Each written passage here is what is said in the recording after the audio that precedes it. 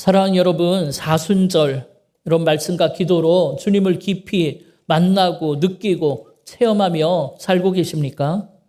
여러분, 지난주에 살펴보니까 지금 한 800여 명의 성도들이 성경 일독에 참여하고 계시더라고요. 여러분, 아직 늦지 않았습니다. 이번 주 화요일부터 신약이 시작됩니다. 여러분, 이번에 신약은 다 같이 한 분도 빠짐없이 우리 다 같이 읽을 수 있기를 바랍니다. 여러분, 특별히 사순절이니까 사복음서를 통해서 예수 그리스도께서 여러분 한 사람을 위해 이 땅에 오셨다는 그 탄생에서부터 그리스도의 고난과 죽음 그리고 주님의 부활을 깊이 묵상하는 시간이 되시기를 바랍니다. 또 서신서들을 통해서 이 땅을 살아가는 하나님 나라의 백성들이 다시 오실 주님 기다리면서 어떻게 이 세상을 살아가야 하는지도 여러분 깊이 깨닫는 은혜가 있기를 바랍니다. 이를 통해 하나님께서 나를 얼마나 사랑하시는지, 내가 얼마나 존귀한 인생인지를 다시 한번 체험하며 깨닫는 은혜가 있기를 주님의 이름으로 축원합니다. 여러분, 지금 바울은 길고 길었던 3차 전도 여행을 다 마무리하고 이제 예루살렘으로 돌아가려고 길을 나서고 있습니다. 여러분, 그동안 사도 바울은 2차 전도 여행 때 자신이 세운 교회와 성도들을 돌보고 섬김으로 말씀 안에서 그들의 믿음을 더욱더 굳게 만들어줬고, 또 에베소에서는 2년이 넘는 시간 동안 제자 훈련을 통해서 이 도시를 흔들 만한 놀라운 역사를 이루어냈습니다. 그리고 바울은 곧바로 마게도냐로 건너가서 그동안 세웠던 그 교회들을 다 돌보고 지난주에 살펴본 것처럼 고린도에까지 가서 석 달을 머무르며 로마서를 기록한 그는 이제 예루살렘으로 돌아가려고 길을 떠났고 오늘 에베소 근처 밀레도까지 다시 오게 된 것입니다. 그럼 여러분은 이렇게 바울의 전도 여행을 함께 하시면서 오직 한 영혼이라도 더 구원하기 위해 물불을 가리지 않고 달려가는 이 바울의 복음을 향한 열정과 여러분 그 사랑이 느껴지십니까? 여러분, 바울은 이방인을 위한 택함 받은 그릇답게 세상 곳곳, 세계 곳곳을 누비면서 복음을 전하고 교회를 세웠어요. 물론 그러면서 어떤 이는 왜 이방인에게 복음을 전하느냐? 그들은 구원의 대상이 아니다. 그렇게 복음 전하는 것을 거부하는 그리스도인들도 많이 만나게 되었죠. 마치 우리도 4대 선교의 사명 중에 해외 선교만이 선교라고 생각하는 것처럼요. 그런데 여러분, 사명은 각자인 거죠. 어떤 분은 해외 선교에 마음이 설레이는 분이 있는가 하면 또 어떤 분은 농촌교회에 마음이 쓰이는 분들도 있거든요.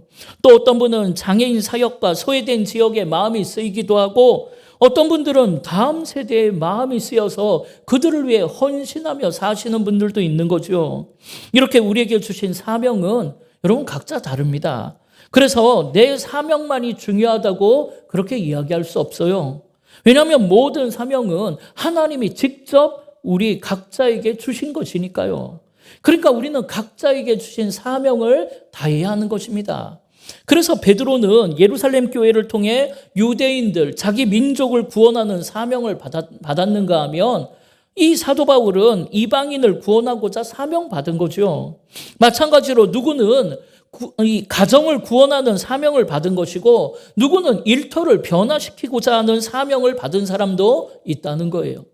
그러면 여러분에게 주신 사명은 무엇입니까? 여러분이 지금 걸어가는 길은 어디냐라는 거예요. 여러분, 여러 번 말씀드린 것처럼 사명은 불일사, 맡을 사자에 목숨 명자를 써서 목숨 다해 해야 하는 일을 말하는 게 사명이에요. 그럼 여러분이 목숨 다해 해야 하는 일이 무엇인지 여러분은 아십니까? 여러분, 우리 모두는 각자가 서 있는 그곳에 우연히 다다른 게 아닙니다. 하나님께서 나를 부르셔서 나를 그곳으로 보내셨기 때문에 지금 그곳에 있게 된 줄 믿습니다. 그렇다면 그곳에서 하나님이 나에게 부탁하시는 사명을 깨달아야 하는 거예요. 그럼 하나님이 여러분을 어디로 보내셨습니까? 그러면 지금 여러분이 서 있는 그곳에서 사명을 찾으셨습니까? 아직 그 사명을 잘 모르시겠다 그렇게 생각되시면 여러분 그곳을 위해서 그곳 사람들을 위해서 기도하는 것부터 시작해 보세요. 그러면 하나님이 반드시 사명 깨닫게 하실 것입니다. 여러분, 지금 내가 어떤 환경에 처해 있느냐가 중요한 것이 아니라 그 환경을 내가 어떻게 믿음의 눈으로 해석하느냐가 중요한 거예요.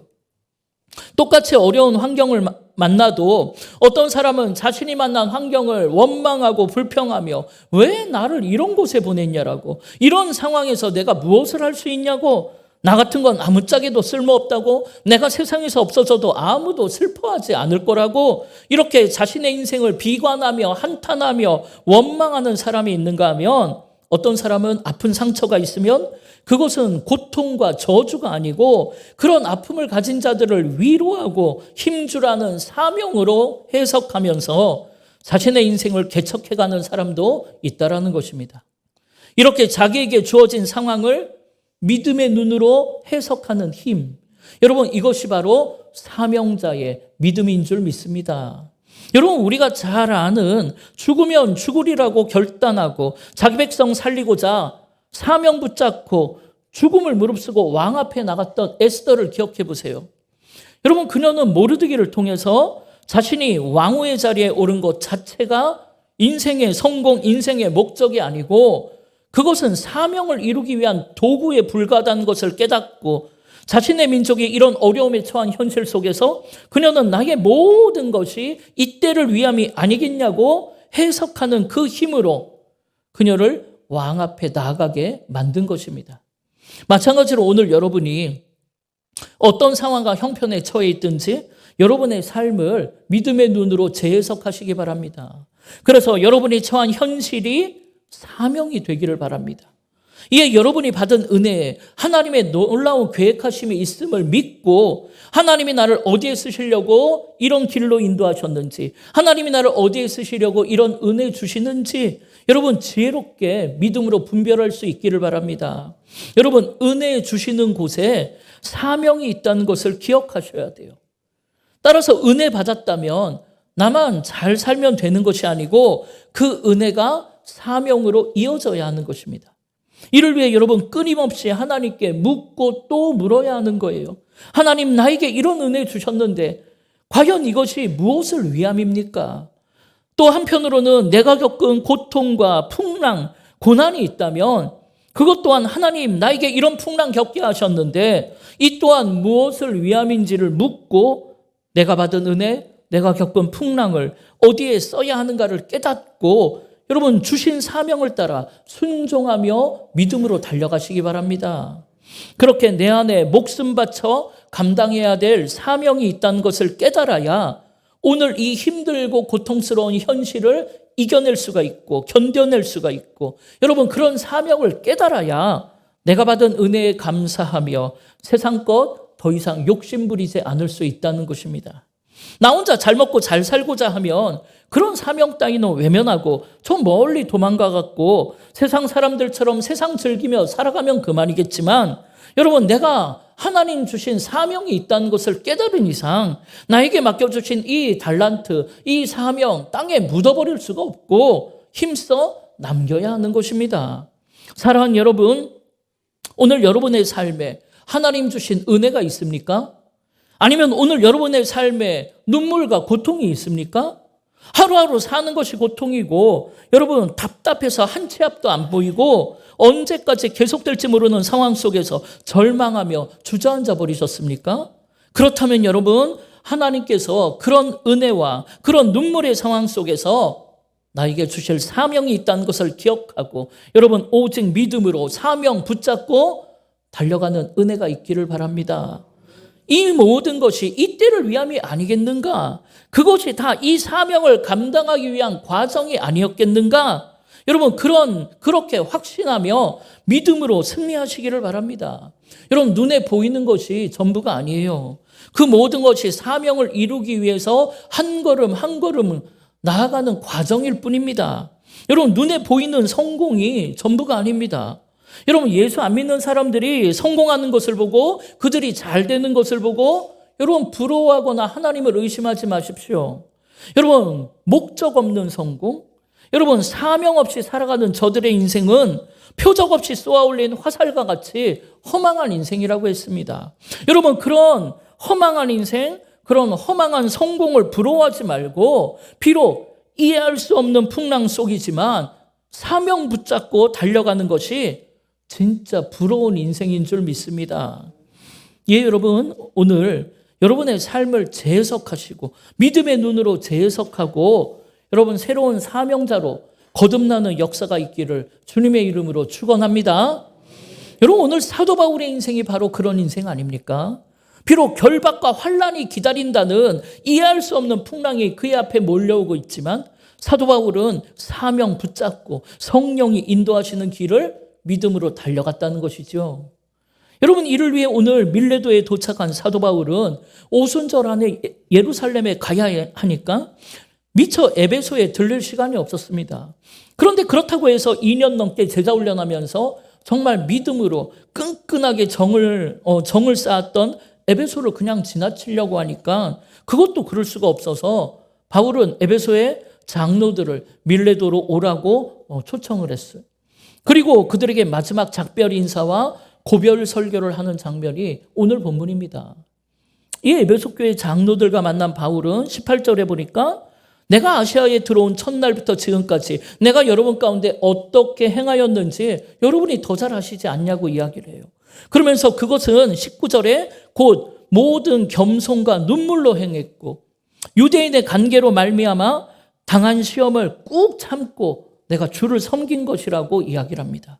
여러분, 목회도 그래야겠지만 신앙생활이라는 것도 이와 마찬가지입니다. 여러분, 우리가 봉사하고 구제하고 사랑하고 헌신하며 섬기는 모든 것이 결국 다 주를 섬기듯이 하는 거예요. 이것이 진정한 사역자의 사명자의 모습입니다. 그래서 여러분, 요한일서 1장 4절에 보면 누구든지 하나님을 사랑한다고 하면서 그 형제를 미워하면 이건 다 거짓말하는 거라는 거예요. 보이는 그 형제를 사랑하지 않으면서 보이지 않는 하나님을 사랑한다는 것은 있을 수 없다는 것입니다. 예, 사도 바울은 주님 섬기듯이 그들을 섬겼다라는 거예요. 그러면서 19절을 다시 보면 바울의 이 섬김은 첫 번째로 겸손함으로 나타났어요. 겸손의 십자가를 지고 살아간 거예요. 아무리 좋은 일도 겸손함으로 하지 않으면 사람들에게 상처를 주게 되고 덕이 되지 않아요. 여러분, 우리가 그렇게 열심히 봉사했는데도 헌신했는데도 나에게 기쁨이 없다, 나에게 감사가 없다, 성령의 열매가 없다면 여러분, 우리가 겸손의 십자가를 지지 못했나 생각해 보셔야 돼요. 구제하고 봉사하면서 내가 드러나지는 않았는지, 가족을 섬기면서 주님을 섬기듯 그런 겸손함으로 하지 못한 것은 아닌가? 여러분, 나를 살펴보셔야 돼요. 여러분, 한 번은 어느 교회 담임 목사님 이제 사모님이 목사님한테 이렇게 이야기하셨어요. 자기도 성도 대하듯이 해달라는 거예요. 목사님이 교회에서 성도들을 대할 때 하고 집에 오셔서 사모님을 대하는 것이 너무나 다르다라는 거죠. 우리 집 얘기 아닙니다. 또 눈치 없이 가서 물어보시면 안 됩니다. 여러분, 이건 우리 모두도 다 마찬가지잖아요. 신앙생활이라는 게 그래요. 우리가 교회에 와서 교우들에게 하듯이 내 남편과 아내를 대한다면, 내 자녀를 대한다면 여러분, 가족 구원은 조금 더 빨라질 거예요. 그런데 교회 가서는 우리가 서로에게 그렇게 잘하면서 가족 앞에서는 자꾸만 내 주장을 강요하고 나를 드러내니까 교회 얘기만 나오면 귀를 닫아버리는 거죠. 여러분, 자기가 드러나는 건 겸손의 십자가가 아니에요. 겸손함이 아니에요. 모든 일에 내 판단과 계획이 있어도 자기를 부인하고 자기 십자가를 지고 주님을 따라가듯 주님을 대하듯 해야 되는 거예요. 여러분, 왜 우리가 봉사하고 헌신하면서 갈등을 합니까? 그 사람이 주님이라는 생각을 한 번도 해본 적이 없기 때문입니다. 주님이라면 그 사람에게 내 주장을 강요할 수 있습니까? 내 생각을 주님께 강요하겠습니까? 그럴 수는 없죠. 이렇게 모든 일에 주님 섬기듯이 그 앞에서는 내 생각과 판단이 있어도 그 모든 것을 내려놓고 그 사람의 눈높이에 맞춰서 헌신하고 섬기는 것, 이게 겸손의 십자가를 지는 삶이에요. 바울이 모든 사람을 그렇게 주님 섬기듯이 겸손함으로 섬겼다라는 겁니다. 여러분, 또 둘째로는 바울의 섬김은 눈물의 기도로 나타났어요. 눈물로 나타났어요. 여러분, 겸손함으로 그 십자가 지고 가족과 이웃을 섬기다 보면 반드시 눈물이 뒤따르게 되어 있습니다. 신앙생활 하다 보면 속상할 때가 있고 자존심 상할 때도 있고 억울하고 견딜 수 없는 일들을 당할 때가 있어요. 이렇게 나를 비난하고 내 마음을 상하게 하고 나를 핍박하는 사람들이 있다면 여러분 먼저는 내 마음에 분노가 일어나는 게 사실이죠. 그러나 여러분 그럴 때 그들을 십자가 앞에 내려놓고 주님 앞에 내려놓고 바울처럼 눈물로 기도하시기 바랍니다. 물론 그들을 위해 기도한다는 게 쉽지 않죠. 그러나 여러분 그렇게 눈물을 쏟아놓고 기도하다 보면 긍휼의 마음, 그들을 불쌍히 여기는 주님의 마음이 내 마음속에 생기기 시작해요. 그러다가 그들을 향한 주님의 사랑을 느끼게 되고 그럴 때 그들을 이해하고 용서하는 마음도 생기고 결국 그들을 위해 진심으로 기도할 수 있는 때가 오더라는 거예요. 여러분 사명 감당하시다가 가족 섬기고 교회에서 봉사하시다가 속상한 일 있으셨습니까? 여러분 일터에서 그리스도인으로 살아가기 위해 애를 쓰다가 오해를 당하고 여러분 따돌림을 당하고 손해보고 고난당한 일이 있습니까? 여러분 그 일로 인해 여전히 여러분 안에 아픔과 상처 가운데 있습니까? 그렇다면 여러분 그 모든 것을 주님 앞에 눈물로 기도하시기 바랍니다. 그럴 때 우리 주님께서 남몰래 흘린 우리의 눈물을 닦아주실 것이요. 그럴 때 그 눈물이 변해서 기쁨과 감사와 간증의 눈물이 되는 것 아니겠습니까? 이렇게 사도 바울은 먼저 사랑하는 성도들을 위해 눈물로 기도했어요. 그리고 더 나아가서 자기를 핍박하는 사람들을 위해서도 눈물로 기도했습니다. 이에 오늘 우리에게도 여러분 이런 바울의 눈물, 이런 주님의 눈물이 우리 안에 가득 차기를 간절히 바랍니다. 또 셋째로 바울의 섬김은 인내로 나타났어요.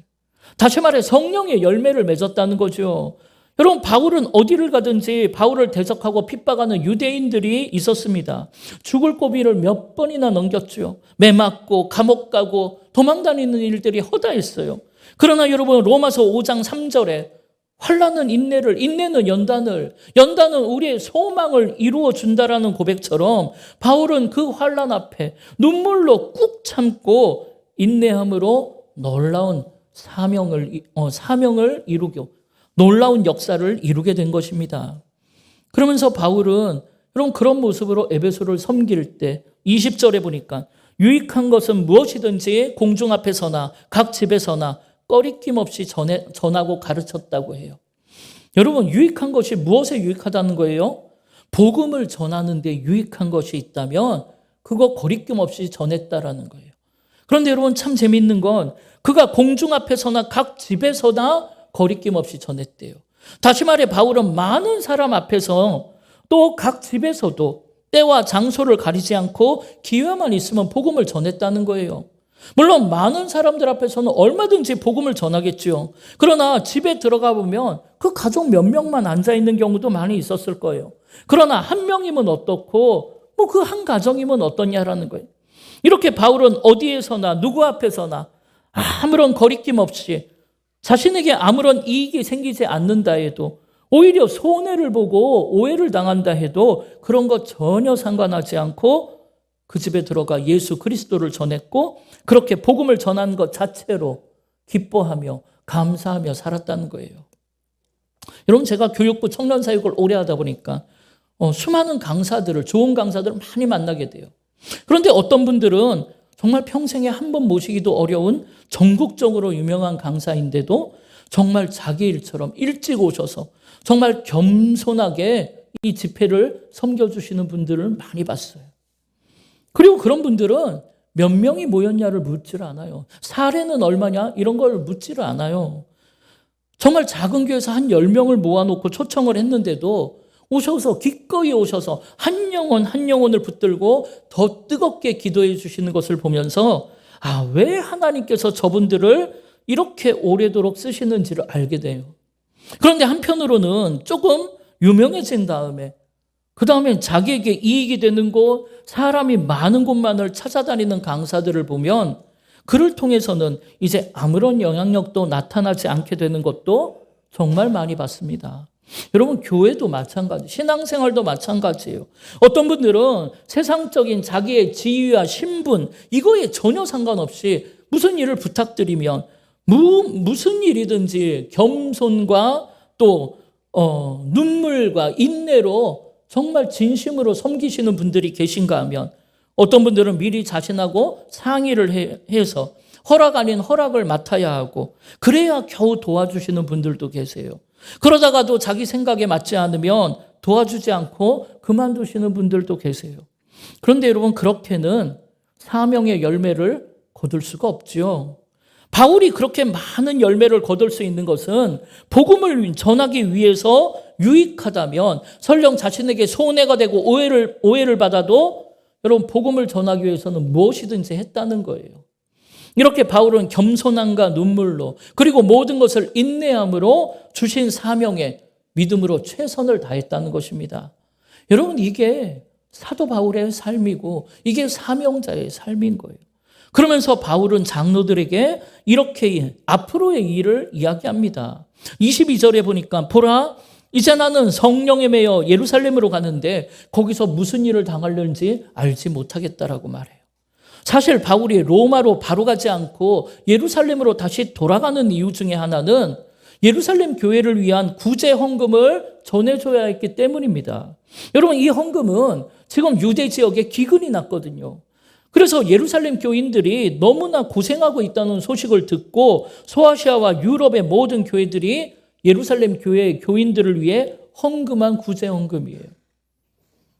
그래서 이거를 빨리 전해줘야 하는 거예요.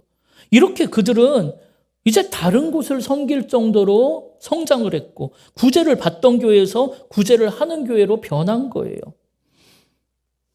그런데 여러분, 이 헌금을 전해주기 위해 예루살렘으로 가야 한다는 그런 이유보다 바울이 지금 예루살렘으로 가야 하는 더 큰 이유가 있는데, 여러분, 그것이 무엇입니까? 그가 성령의 인도하심을 받았기 때문입니다. 여러분, 그는 이 인도하심을 거부할 수가 없어요. 그런데 문제는 23절에 나온 것처럼 오직 성령이 각 성에서 내게 증언하기를 거기에 가면 결박과 환난이 나를 기다린다고 증언한다라는 거예요.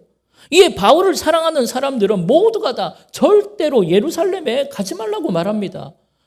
아니, 이 헌금을 전달해 줘야 한다니까? 그러니까 모든 그 헌금 우리가 대신 전달해 주면 되지 않냐고. 선생님은 거기 가지 말고, 바울은 거기 가지 말라고 이야기를 합니다.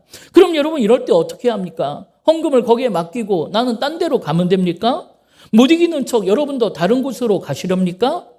그러나 바울은 결박과 환난이 기다린다고 해서 그 발걸음 멈추지 않았어요. 그는 이미 결박과 환난이 기다리는 이 예루살렘으로 향한 길을 달려가기로 마음먹었습니다. 왜요? 헌금 때문이 아니에요. 그것은 이 길이 주님이 기뻐하시는 길이니까요. 그리고 성령이 지금 그 길로 바울을 강권적으로 인도하시니까요. 그래서 바울은 이 길을 걷겠다라는 거예요. 이렇게 그는 성령이 인도하시면, 성령이 가라시면 두말하지 않고 가는 사람이에요. 따라서 오늘 우리도 내 마음에 말씀하시는 성령의 인도하심, 성령의 음성을 들을 수 있기를 바랍니다. 여러분, 어떻게 하면 나를 인도하시는 성령의 음성을 들을 수 있습니까? 여러분, 당연히 기도하고 말씀에 집중하셔야죠. 그런데 여러분, 기도할 때 중요한 거 있죠. 주님이 무슨 말씀을 나에게 하시든지 그 말씀 앞에 내가 순종하겠다는 믿음으로 기도해야 성령의 음성을 들을 수 있어요. 그런데 어떤 분들은 기도하면서 일단 한번 먼저 들어보고 내가 순종할지 안 할지를 결정하시는 분들 계세요. 또 어떤 분들은 내 생각과 계획을 내려놓을 생각 없이 하나님의 뜻을 구하는 분들 계세요. 그렇게 내 생각, 내 계획을 붙잡고 하나님의 뜻을 구하면 여러분, 하나님의 뜻을 깨달을 수가 없습니다. 이에 우리는 그런 나의 생각과 계획을 모두 다 내려놓고 여러분, 깨끗한 백지 도화지를 들고 하나님의 뜻을 구해야 하고, 그렇게 쓰여진 하나님의 말씀 앞에 겸손하게 또 눈물과 인내로 순종해야 하는 것입니다. 그럴 때 여러분, 놀라운 사명의 열매는 맺히는 거예요. 그런데 여러분, 그럴 때마다 우리를 주춤하게 하는 일들이 생겨요. 그게 뭐냐면 오늘 사도 바울이 직면한 것처럼 우리 하나님은 그럴 때 우리의 생각으로는 전혀 이해할 수 없는 길로 우리를 인도하실 때가 많다라는 거예요. 우리의 생각과 판단으로는 분명히 갈 수가 없는 길이에요. 그런데도 성령이 그 길로 우리를 떠밀고 인도하실 때가 있다는 거예요. 내가 생각한 계획, 내가 생각한 길은 따로 있었어요. 그런데 자꾸만 다른 쪽으로 문을 여시는 거예요. 그럼 여러분, 과연 그럴 때 우리는 어떻게 해야 합니까? 여러분, 뭘 고민합니까? 당연히 순종해야죠. 그렇게 순종하기로 결단하고 기도하셨잖아요. 만약 여러분이 내 생각과 다르다, 그 길은 내가 갈 수가 없는 길이라고 그렇게 순종하지 않은 주님의 부탁, 그런 성령의 인도하심이 있었다라면 여러분, 그 말씀 앞에 더 이상 머뭇거리지 마시고 여러분, 오늘 당장 순종의 길을 떠나시길 바랍니다. 혹시 그 길이 내 삶의 손해가 되고 결박과 환난이 나를 기다린다 하더라도 여러분, 그 길을 순종함으로 믿음으로 달려가시기 바랍니다. 왜냐하면 여러분, 그 길이 하나님이 기뻐하시는 길이니까요. 그 길로 성령이 나를 강권적으로 인도하고 있기 때문입니다. 여러분, 우리는 두 마리의 토끼를 잡을 수가 없어요. 세상에서도 손해 안 보고 하나님도 손해 안 보고 여러분, 그렇게는 사명 감당할 수가 없습니다. 어떤 분들은 아니 뭐 꼭 그렇게까지 할 필요가 있느냐? 그렇게 말씀하시는 분들도 계시는데 나도 좋고 하나님도 좋으면 되는 거 아니냐 하시는데 여러분, 사명자의 교과서라고 말할 수 있는 세례 요한이 여러분, 요한복음 3장 30절에 뭐라고 고백했습니까? 예수님은 흥하여야 하겠고 나는 쇠하여야 하겠다라는 거예요. 아니, 둘 다 흥하면 좋은 거 아니에요? 그런데 그게 아니고 예수님이 흥함을 위해서 나는 쇠하여야 하겠다라는, 그래야 예수님이 온전히 드러나기 때문이지요. 이것이 진정한 사명자요, 이것이 주를 위해 살아가는 인생 아닙니까? 여러분, 우리에게는 세상과 하나님, 이 두 마리의 토끼를 다 잡을 만한 능력도 믿음도 분별력도 없는 경우가 많습니다.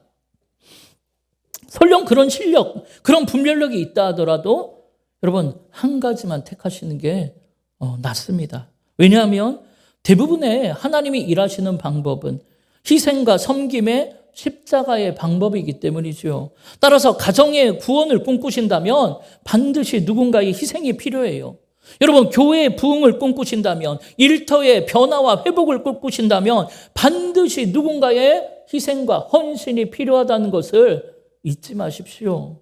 그리고 그 희생과 헌신이 이 사도 바울처럼 오직 겸손의 십자가 지고 눈물의 기도로 인내의 열매, 성령의 열매를 맺어갈 때 진짜 부흥은 일어나는 것입니다. 예, 여러분, 바울이 지금 이 결박과 환난이 기다린다는 그 길 앞에서 여러분, 어떤 결론을 오늘 내립니까?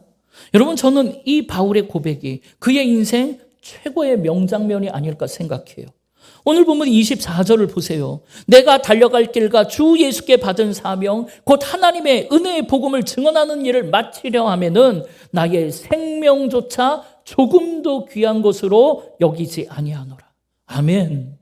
여러분, 이 얼마나 놀라운 고백입니까? 얼마나 멋진 고백입니까? 여러분, 오늘 우리에게도 내가 달려갈 길, 주 예수께 받은 사명 감당하기 위해서 나의 생명을 조금도 귀한 것으로 여기지 않겠다라는 그런 믿음의 고백이 있기를 주님의 이름으로 축원합니다. 여러분, 그렇다면 오늘도 여러분, 우리 한번 생각해 보십시다. 여러분은 지금 어디로 달려가고 계십니까? 여러분이 예수를 믿는다는 것이 여러분의 인생에 지금 어떤 의미가 있습니까? 여러분의 인생의 목적이 무엇입니까? 여러분은 여러분이 달려갈 길, 주 예수께 받은 사명이라는 것이 지금 있으십니까? 여러분, 그것이 무엇이든지 간에 그 사명 감당하기 위해서 생명조차 귀한 것으로, 조금도 귀한 것으로 여기지 않으실 수 있겠습니까? 설령 그 길에 결박과 환난이 나를 기다린다 할지라도 오직 겸손과 눈물로 인내의 열매를 맺으며 그 길을 여러분 끝까지 믿음으로 달려가실 수 있겠습니까? 여러분, 그럼 됐다라는 거예요. 그렇다면 나머지 모든 것은 하늘 아버지께서 이미 다 알고 계시니까 우리 하나님께서 해결해 주실 줄 믿습니다. 이에 사도 바울은 이 모든 말을 다 마친 후에 오늘 본문 아래 마지막 36절 이하에 보면 모든 사람들이 그곳에서 무릎 꿇고 다 함께 울며 기도했다고 해요. 이제 우리가 헤어지면 다시는 못 만날 것이라는 바울의 말 때문에 그랬겠죠. 여러분, 오늘 우리도 기도할 때 우리도 서로를 향해 이런 눈물의 기도가 있기를 바랍니다. 여러분, 오늘 우리도 헤어지고 나면 다음 주 이 자리에서 다시 못 만날 수 있다는 거예요. 우리도 우리 인생의 마지막 날이 언제인지 아무도 모른다는 거죠. 그렇다면 이 한 주간을 우리가 어떻게 살아야 하겠습니까? 사도 바울처럼 나에게 주어진 이 사명의 길을 오직 겸손과 눈물로 그리고 인내함으로 달려가심으로 여러분 마지막 날, 우리 인생의 마지막 날 주님 앞에서 참 잘했다, 착하고 충성된 종이라 칭찬받으며 여러분 거기에서 다 같이 만나 하나님께 찬양 영광 돌리는 그런 축복과 은혜가 우리 안에 있기를 주님의 이름으로 축원합니다. 우리 시간 함께 주보에 있는 찬양 함께 결단하며 찬양합시다. 주님 다시 오실 때까지 여러분 이 길을 나는 걷겠다라고 이 찬양 가운데 믿음의 고백 있기를 바랍니다. 아멘.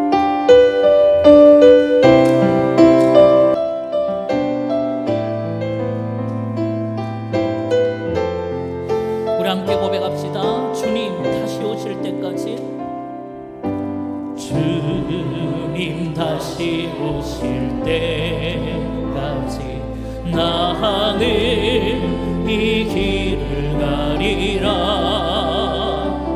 좁은 문 좁은 길 나의 십자가 나의 가는 이 길 끝에서 나는 주님을 보리라. 영광의 주님 나를 맞아주시리. 주님 다시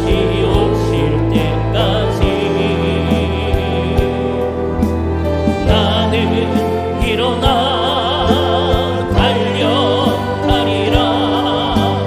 주의 영광 온 땅 덮을 때 나는 일어나 노래하리. 내 사모하는 주님 온 세상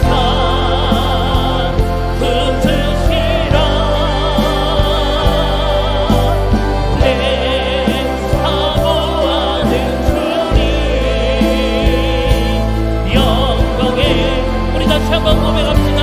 주님 다시 오실 때까지, 주님 다시 오실 때까지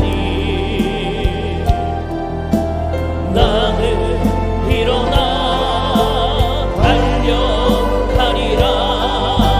주의 영광 온 땅 덮을 때 나는 일어나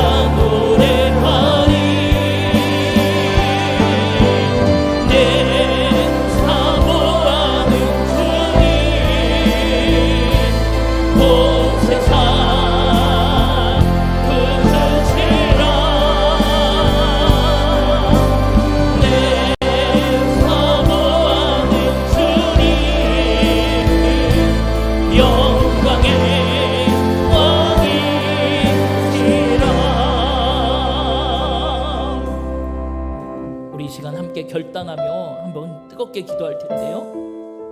여러분, 세상 사람들의, 예수를 모르는 사람들의 형통, 예수를 모르는 사람들의 성공을 부러워하지 마십시오. 그렇게 목적 없이 살아가는 인생, 사명 없이 사는 인생, 여러분 허망한 인생일 뿐입니다.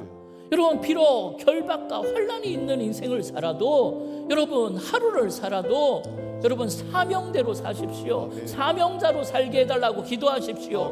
하나님 나를 이 땅에 보내신, 이곳에 보내신 목적대로 쓰임받게 해달라고 기도하십시오. 그렇게 살아야 여러분 진짜 가치 있는 인생 아닙니까? 그렇게 살아야 내가 얼마나 존귀한 인생인지를 깨닫게 되고 그렇게 살아야 기쁨과 감사가 넘치는 거예요.